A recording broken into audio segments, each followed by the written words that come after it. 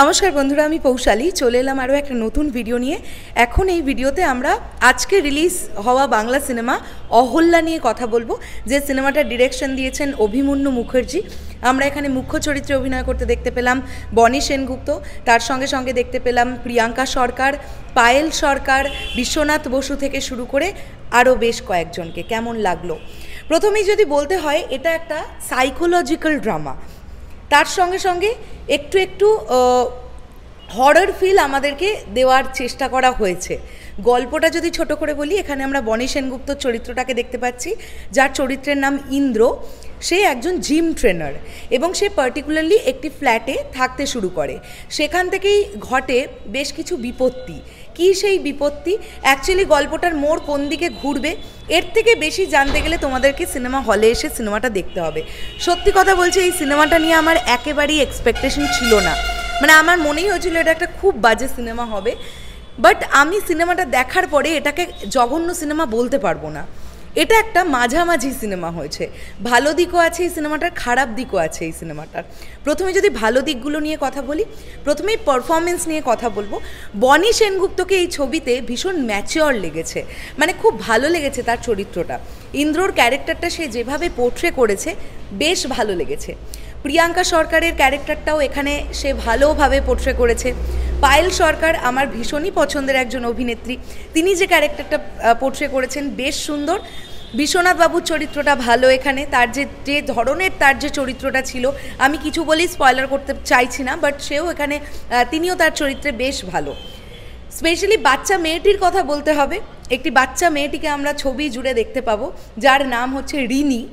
এই পার্টিকুলার ক্যারেক্টারটাও খুব সুন্দরভাবে নিজেকে ফুটিয়ে তুলেছেন পর্দায়, এবং এত পুচকে একটা বাচ্চা, কিন্তু সে যেভাবে অভিনয় করেছে সেটা যথেষ্ট প্রশংসার দাবিদার। এটা গেল প্রথম পজিটিভ দিক। অভিনয় কিন্তু সবাই সব জায়গায়, মানে সবাই সবগুলো চরিত্রে বেশ ভালো পারফরমেন্স দিয়েছেন। পরবর্তী যেটা পজিটিভ দিক বলবো আমি, সিনেম্যাটোগ্রাফি। আমার কিন্তু সিনেম্যাটোগ্রাফি বেশ ভালো লেগেছে। স্পেশালি একটা জায়গা, মানে বেশ কয়েকটা জায়গা এরকম আছে যে অ্যাঙ্গেলগুলো দেখতে ভালো লাগে, আমরা সচরাচর খুব একটা দেখতে পাই না, যেগুলো কিন্তু ভালো লাগে। মানে এই ছবির অল ওভার সিনেম্যাটোগ্রাফি আমার ভালো লেগেছে। কালার গ্রেডিং এই ছবির জন্যে বেশ পজিটিভ একটা দিক, ভালো লেগেছে। আচ্ছা, এবার যদি আমরা স্টোরি বা লেখা নিয়ে কথা বলি, সেগুলোও আমার সোসও লেগেছে। এই ছবিটার ইন্টারভেল পয়েন্ট যখন আসে, মানে ধরে নাও ছবিটার 40% থেকে ছবিটা একটা হরর দিকে মোড় নেয়, সেই জায়গাটা দেখতে খুব ভাল লাগে। মানে সেই জায়গাটা আমাদের একটা আলাদা ফিল দেয়। এই রে মনে হচ্ছে কিছু ভৌতিক বিষয়পত্র ঘটছে, কিন্তু সেটার আদলে আসলে অন্য কিছু বলার চেষ্টা করা হচ্ছে। সেটা আমরা গল্পটা যত এগোতে থাকবে তত বুঝতে পারবো।